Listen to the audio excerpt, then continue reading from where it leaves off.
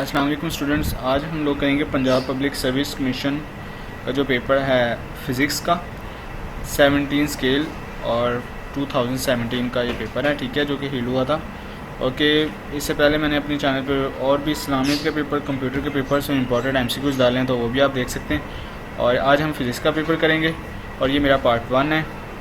इस तरह मेरा पार्ट 2 आएगा इसके बाद, ठीक है। तो हम अपने MCQs देखते हैं ओल्ड पेपर्स के। अच्छा, ये ओरिजिनल पेपर है। फर्स्ट हमारे पास MCQs है। इससे पहले अगर आपने मेरा चैनल अभी तक सब्सक्राइब नहीं किया तो प्लीज़ पहले आप सब्सक्राइब कर दें एंड बेल आइकन पर क्लिक कर दें ताकि मेरी नेक्स्ट वीडियो फ़ौरन से आप तक पहुंच जाए। अच्छा, हमारा जो फर्स्ट MCQs है वो है the statement that magnetic field lines. The statement that ये बयान करते हैं कि magnetic field lines magnetic field lines बनाती हैं क्लोज्ड लूप, ठीक है। इस डायरेक्ट कंसिक्वेंस, जो कि डायरेक्ट बराह रास्त जो ये कंसिक्वेंस से नतीजा होती हैं, किसकी होती हैं? ऑफ गाजेस लॉ मैग्नेटिज्म का, ठीक है। नेक्स्ट है magnetic moment per unit volume is. जो मैग्नेटिक मोमेंट है पर यूनिट वॉल्यूम क्या होता है? वो मैग्नेटाइजेशन होता है, ठीक है। नेक्स्ट है protons is combination. Protons combination है ऑफ 2 अप एंड 1 डाउन क्यूर्क्स का, ठीक है।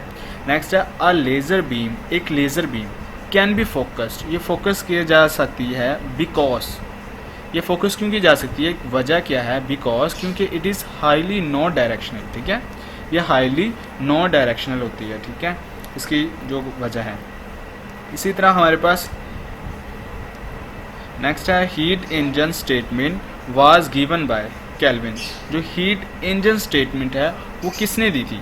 वो किसने दी थी? उसके रीज़न कौन था? उसका नाम क्या है? तो उसका नाम केल्विन है, यानी कि हीट इंजन स्टेटमेंट हमें केल्विन ने दी थी, ठीक है। नेक्स्ट है सर्कुलर पोलराइजेशन अकर्स।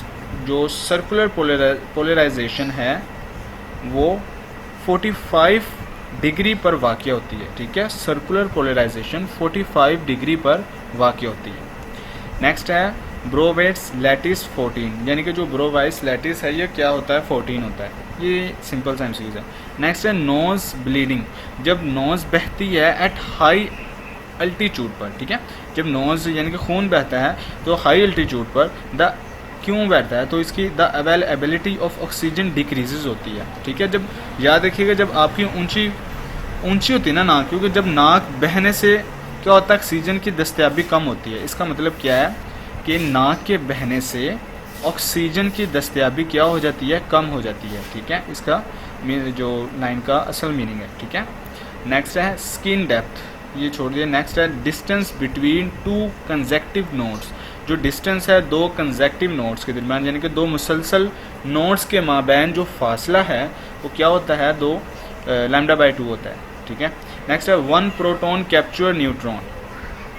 1 प्रोटॉन जब प्रोटॉन न्यूट्रॉन पर कब्जा करता है, when proton capture neutron it makes 1 deuteron, यानी कि जब ये इस पर व्हेन जब प्रोटॉन न्यूट्रॉन पर कब्जा करता है तो ये एक ड्यूट्रॉन ये बनाता है, एक ड्यूट्रॉन और एक gamma raise.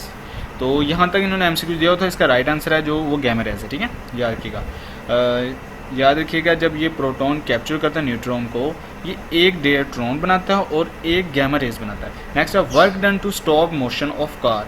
Work done car की हरकत को, यानी कि work done to stop the motion of car is equivalent होती है टू काइनेटिक एनर्जी। मतलब क्या है?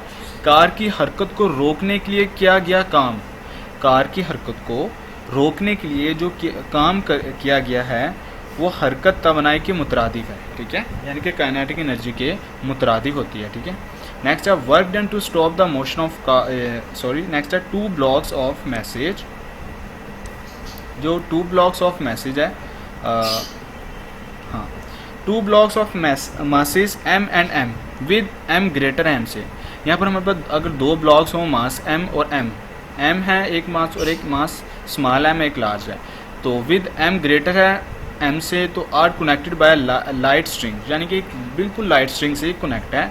द स्ट्रिंग पासिस, ये स्ट्रिंग गुजर रही है over a frictionless pulley of negligible mass, यानी कि जो जिसमें से ये गुजर रही है वो क्या है? वो बिल्कुल गैर मामूली सी है, यानी कि ना उसकी रगड़ आराम से वो उसकी रगड़ हो सकती है।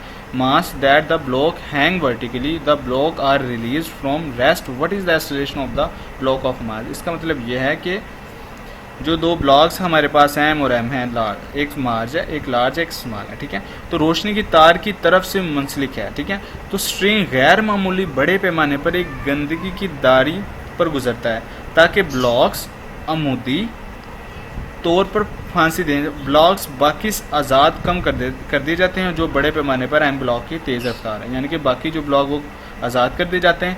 और जो इसका राइट आंसर बनता है वो है M minus M G over M plus M, ये ठीक है। ये बस आपने इसमें असल में इसमें कुछ भी नहीं है, बस इसमें आपने सिर्फ एक इक्वेशन ये याद रखनी है। ये इसमें कोई ऐसी बात नहीं है, इसमें सिर्फ एक ये इक्वेशन असल में क्वेश्चन की है, तो बस इक्वेशन आपने याद रखनी है।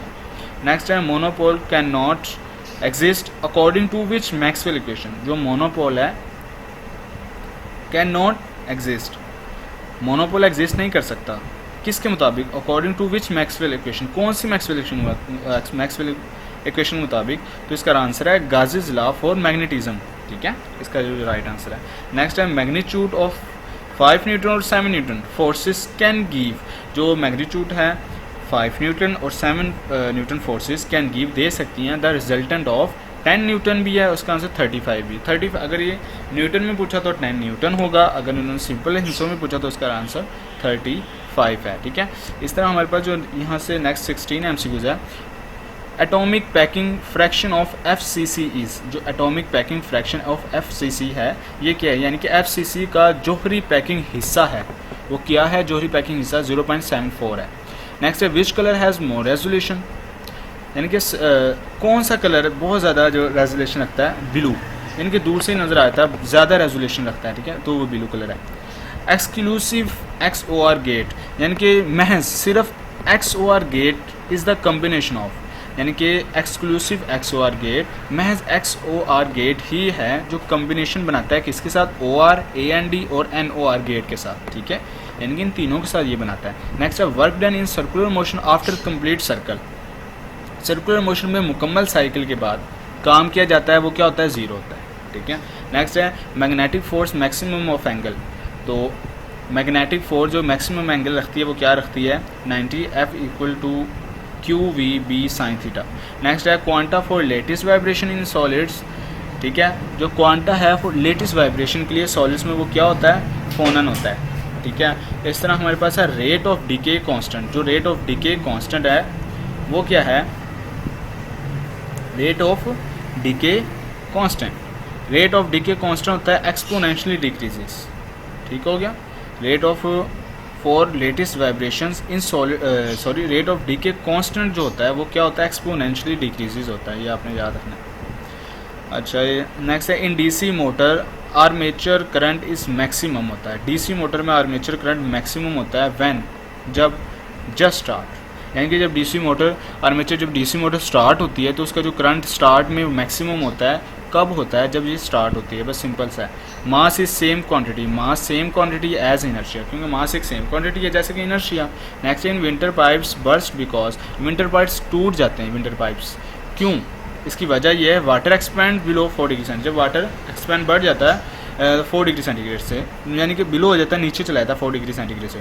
Which one is not a part of nuclear reactor, इनमें से कौन सा हिस्सा नहीं है न्यूक्लियर रिएक्टर का? तो एक्सेलरेटर नहीं है हिस्सा।